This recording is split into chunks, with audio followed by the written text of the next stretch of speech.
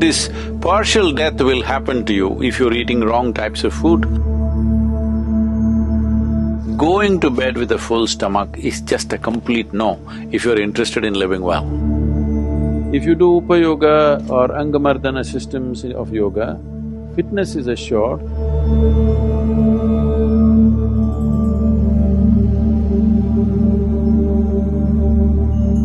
About eating food.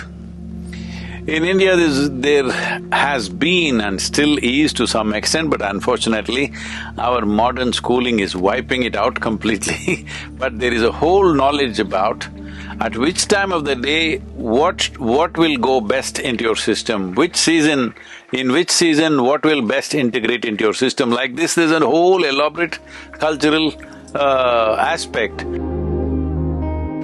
Eating without necessary sensitivity, neither for the food nor the time. You have no sensitivity, simply you eat something that comes your way.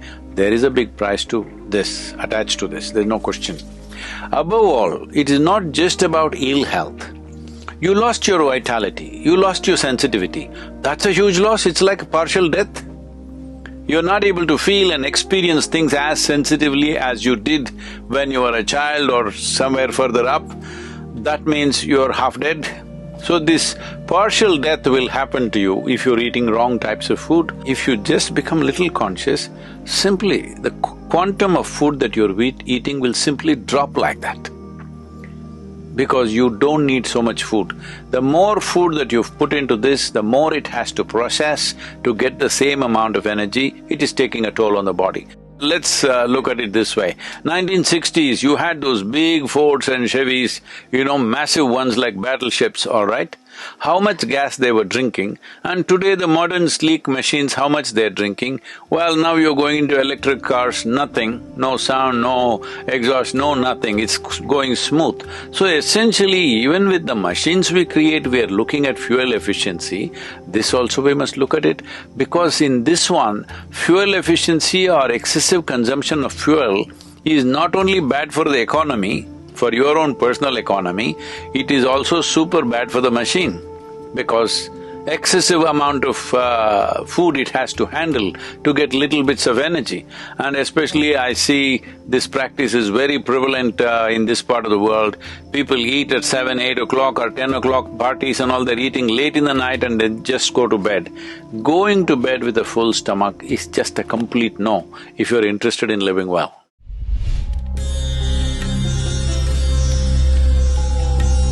There is something called as Upa Yoga, that means sub-yoga, or useful processes of doing things which has no spiritual dimension attached to it.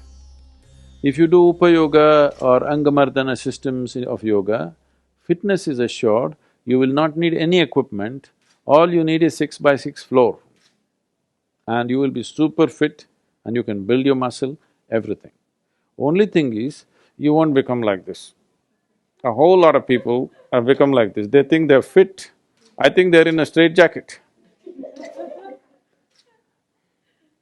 It's not just strength, it's not just the bulge of your muscle.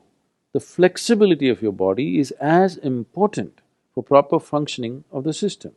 In yoga, we are not just looking at the muscular strength and other structure alone, the organ health is very important. So the system is evolved so that there is organ health. It's very important the body is flexible and usable.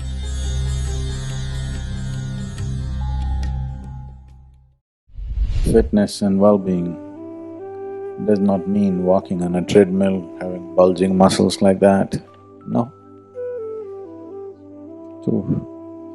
To strengthen the integrity of elements in our system is very important.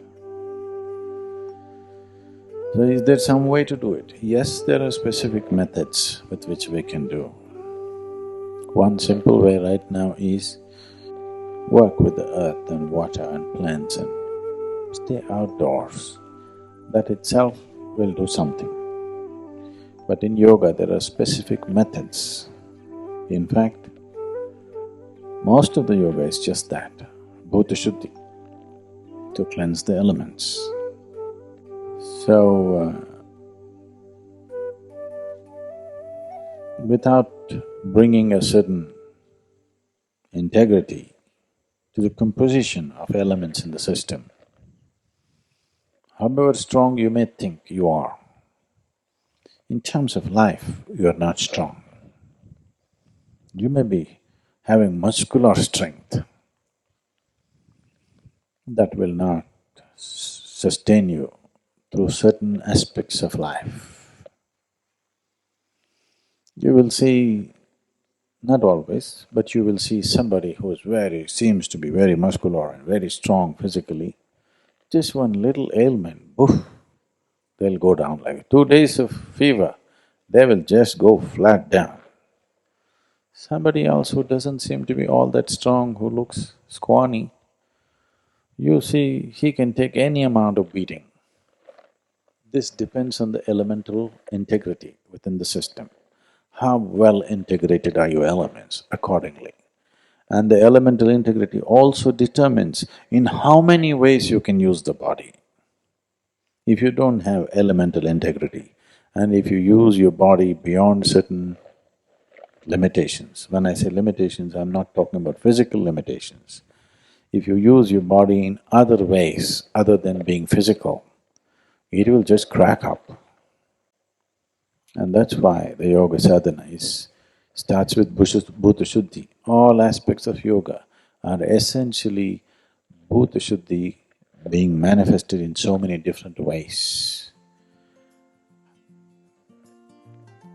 Can we do something specific right now without yogic guidance? Simple thing is work in the garden. Walk at least an hour or two a day, especially before you go for dinner or for lunch, especially before that. At least for half an hour, walk without footwear, not on this granite, either in the grass or in the mud outside. You will see body being in touch with the earth. When you eat the food that you eat, the way it integrates it is very different. Digestion will anyway happen, but how much you can integrate into the system depends on how much you're in tune with the earth. So, even half an hour if you walk without shoes or footwear, and the body remains in touch with the earth, you will see the elements will function with little more integrity than the way it is right now.